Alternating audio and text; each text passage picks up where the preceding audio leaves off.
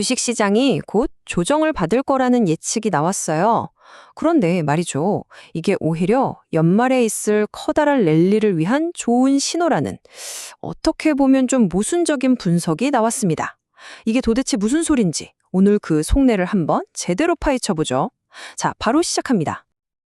오늘 살펴볼 분석의 핵심을 딱 한마디로 요약하는 속담이 있죠? 바로 쉬어가야 더 멀리 간다. 분석가들은 지금 글로벌 증시가 바로 이 쉬어가는 지점에 있다고 보고 있는 거예요. 네, 맞습니다.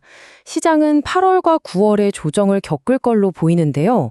근데 정말 흥미로운 건 분석가들이 이걸 단순한 하락이 아니라 4분기 랠리를 위한 긍정적인 준비 운동이라고 부른다는 점이에요.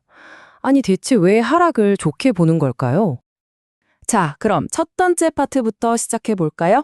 우선 단기적으로 시장의 발목을 잡을 수 있는 이른바 역풍에는 어떤 것들이 있는지 하나하나 구체적으로 짚어보겠습니다. 일단 통계부터 한번 볼게요. 역사적으로 8월하고 9월은 주식시장이 좀처럼 힘을 못 쓰는 그런 약세장인 경우가 많았어요. 그러니까 뭐 특별한 악재가 없다고 해도 이런 계절적인 요인 자체가 투자 심리를 위축시키는 첫 번째 이유가 되는 거죠. 자, 그리고 이게 바로 이번 달 시장의 긴장감을 한눈에 보여주는 이슈 레이더라고 할 수 있습니다. 분석가들이 정말 눈여겨보는 이벤트들이죠. 8월 1일에 미국 상호 관세가 시행되고 15일에는 중국의 7월 경제 지표가 나와요.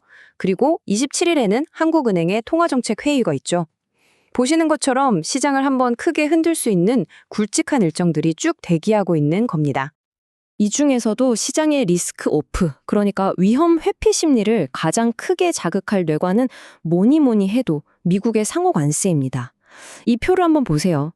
중국, EU, 일본, 그리고 한국까지 주요 교역국에 대한 관세율 제한이 정말 만만치가 않죠. 만약 이게 현실이 되면 글로벌 무역 환경에 먹구름이 끼는 건 뭐 시간 문제일 겁니다. 그리고 변수가 또 하나 있습니다. 바로 각국 중앙은행들이 뭘 할 거냐는 거죠. 여기 보이는 한국은행처럼 8월 말에 금리를 어떻게 할지 이런 통화정책 방향에 따라서 시장 분위기가 확 달라질 수 있거든요. 다들 숨죽이고 지켜보는 이유가 바로 이겁니다. 자, 이렇게 단기적인 악재들이 쌓여 있는데 그럼에도 불구하고 왜 긍정적인 전망이 나오는 걸까요? 지금부터가 진짜 중요한데요. 이 단기적인 조정이 어떻게 연말에 강력한 랠리로 연결되는지 그 반전의 시나리오를 한번 들여다보겠습니다. 네, 바로 이 지점에서 이야기의 흐름이 확 바뀝니다. 분석가들은 이번 단기 조정을 추락으로 보는 게 아니에요. 오히려 4분기에 있을 역사적인 랠리를 위한 단단한 디딤돌이라고 해석하고 있습니다. 더 높이 뛰기 위해서 잠시 움츠리는 거라고 보는 거죠.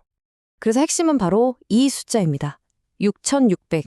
이게 바로 분석가들이 내놓은 올해 말 S&P 500 지수 목표치예요.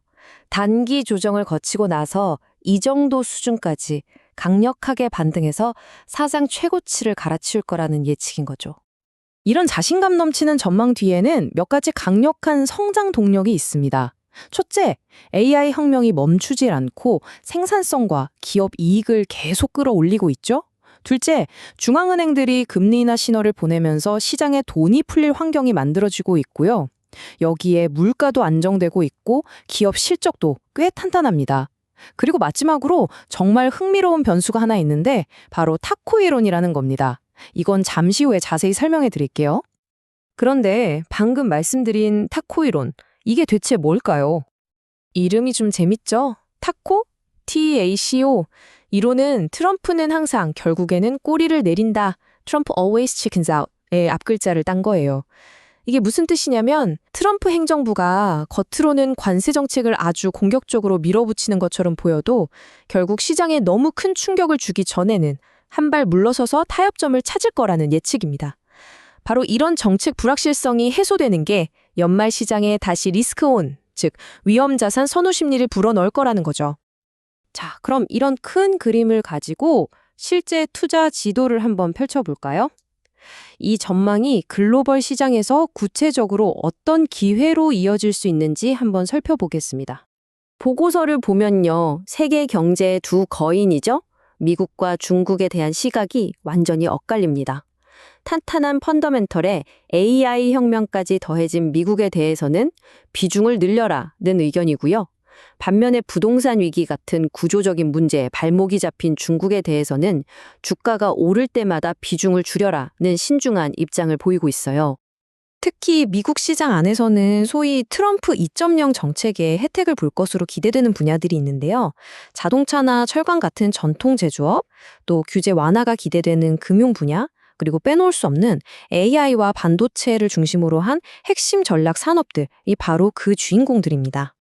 그리고 또 한 가지 중요한 조언은 시선을 중국 밖으로 돌려보라는 겁니다. 글로벌 공급망이 점점 탈중국하는 흐름을 보이면서 인도나 베트남 같은 새로운 시장들이 기회의 땅으로 떠오르고 있다는 점을 강조하고 있어요. 자, 지금까지 좀 숨가쁘게 달려왔죠? 그럼 이 모든 분석을 종합했을 때 우리가 꼭 기억해야 할 핵심, 그러니까 투자의 나침반으로 삼아야 할 건 과연 무엇일까요? 오늘의 내용을 아주 간단하게 3단계로 정리해 볼 수 있을 것 같아요. 첫째, 예상하기입니다. 8월과 9월에는 단계적인 변동성이 있을 거라는 걸 미리 마음의 준비를 하는 거죠. 둘째, 분석하기입니다. 이 조정이 경제 펀더멘털이 무너져서가 아니라 정책이나 계절적인 요인 때문이라는 걸 냉정하게 파악하는 거예요. 그리고 마지막 셋째, 준비하기입니다. 단기적인 소음 너머에 있는 4분기 랠리의 진짜 동력을 보고 기회를 잡을 준비를 하는 거죠. 결국 오늘 이야기의 처음과 끝은 같은 메시지로 이어집니다. 바로 쉬어가야 더 멀리 간다는 것. 지금 눈앞의 단기적인 시장 조정이 어쩌면 더 큰 도약을 위해 힘을 모으는 과정일 수 있다는 점을 기억하면 좋겠습니다. 이 분석을 바탕으로 여러분께 마지막 질문을 하나 던지면서 마무리할까 합니다. 앞으로 다가올 시장의 조정, 여러분에게는 그저 피해야 할 위험인가요? 아니면 더 큰 기회를 잡기 위한 디딤돌인가요?